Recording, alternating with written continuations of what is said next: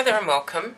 I'm going to be working on another one of these cards, and it's just really to show you, I just wanted to show you how things can work out even without you specifically planning them. And again, on these were just, I found these they're blue pieces of card, and I hadn't yet decided what I wanted to do with them.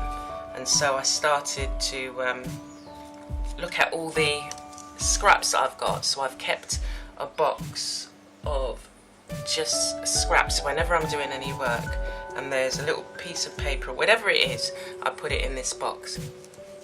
And then every now and again I use those scraps as an activity.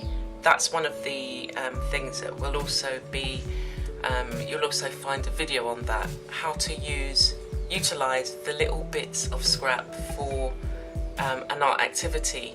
And whilst you might not, when I was doing it before and creating these cards with just scraps of paper and just putting it on and thinking, okay, you know, what's it going to be, I never assumed that I was then going to do a small piece of art, and that these scraps would actually come into play in their own right, which is what they've done.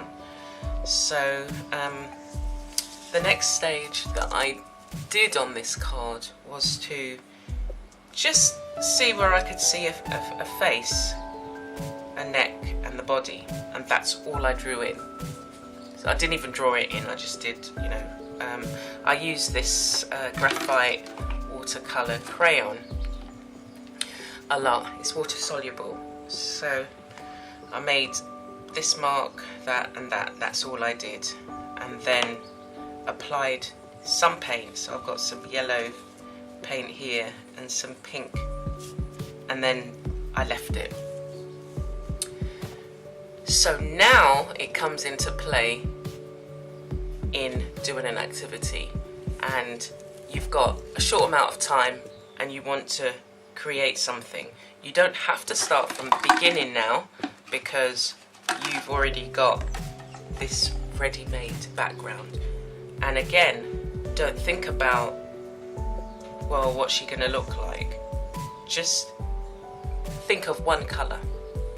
So orange came to mind first. So I've got orange here, and as I glanced over at my paints, I've just got a little tray of paints here. The blue came to mind. So and the other colour that I use quite a lot is, it's called vanilla. There's one called vanilla and there's one called khaki, so it's French vanilla. So I use it in terms of getting the tones, and then if I really think about it, I also use red and yellow. So red and yellow combined can make different shades of brown.